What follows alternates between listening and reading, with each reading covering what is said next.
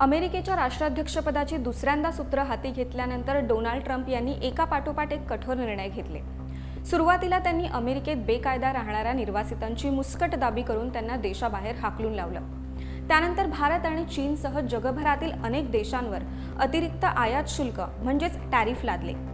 इतक्यावरच न थांबता ट्रम्प यांनी अमेरिकेत काम करणाऱ्या परदेशी नागरिकांच्या व्हिसा नियमांमध्येही मोठे बदल केले। त्यांच्या या भूमिकेमुळे भारत आणि अमेरिकेतील संबंधात दुरावा निर्माण झाल्याचं पाहायला मिळालं। या दरम्यान हळूहळू दोन्ही देशांमधील संबंध पूर्वपदावर येत असतानाच ट्रम्प यांनी आणखी एक कठोर निर्णय घेण्याचे संकेत दिले।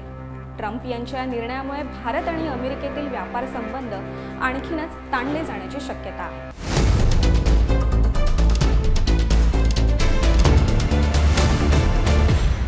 ट्रम्प यांनी भारतातून निर्यात होणाऱ्या तांदळावर अतिरिक्त टॅरिफ लादण्याबाबत भाष्य केले। डोनाल्ड ट्रम्प यांच्या नेतृत्वात अमेरिकेच्या व्हाईट हाऊसमध्ये मंत्र्यांची एक बैठक पार पडली। यावेळी बैठकीला उपस्थित असलेल्या शेतकऱ्यांनी अमेरिकेत आयात होणाऱ्या कृषी उत्पादनांविषयी चिंता व्यक्त केली। भारतासह आशियातील काही देशांमधून मोठ्या प्रमाणात तांदळाची आयात होत असल्याने बाजारपेठेत स्थानिक शेतमालाला भाव मिळत नसल्याचं शेतकऱ्यांनी ट्रम्प यांना सांगितलं। त्यानंतर ट्रम्प यांनी भारताला अमेरिकेत राईस डम्पिंगसाठी काही सूट आहे का, त्यांना शुल्क भरावं लागतंच ना, असा प्रश्न अर्थमंत्री स्कॉट बेसेंट यांना विचारला। त्यांनी नकार दिल्यानंतर अमेरिकेच्या राष्ट्राध्यक्षांनी तांदळावर टॅरिफ लादण्याचे संकेत दिले। आता राईस डम्पिंग म्हणजे काय, तर एखाद्या देशाने अतिशय कमी किमतीत दुसऱ्या देशाला तांदळाची विक्री करणं। या व्यापार पद्धतीमुळे शेतमालाची आयात करणाऱ्या देशाच्या अर्थव्यवस्थेला मोठं नुकसान देखील होऊ शकतं। त्यामुळे डम्पिंगला अन्यायकारक व्यापार पद्धत मानलं जातं। अमेरिकन शेतकऱ्यांनी अलीकडच्या काळात भारतावर राईस डम्पिंगचा आरोप केलाय। भारत हा सर्वात मोठा तांदूळ उत्पादक देश आहे।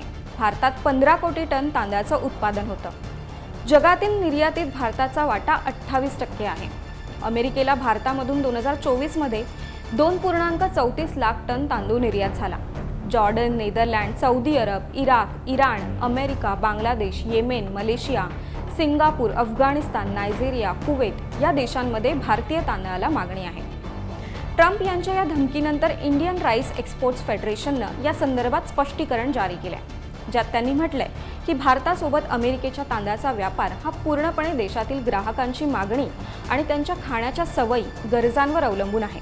त्यामुळे डोनाल्ड ट्रम्प यांच्या धमकीचा काहीही उपयोग नाही असं त्यांनी स्पष्ट केलं। अमेरिकेत पिकणारा तांदूळ आणि भारतीय बासमती हे समान प्रकारचे नसल्याने त्यांची तुलना चुकीची आहे। भारतीय तांदळाला वेगवेगळा सुगंध, चव, लांबी आणि पोत असते।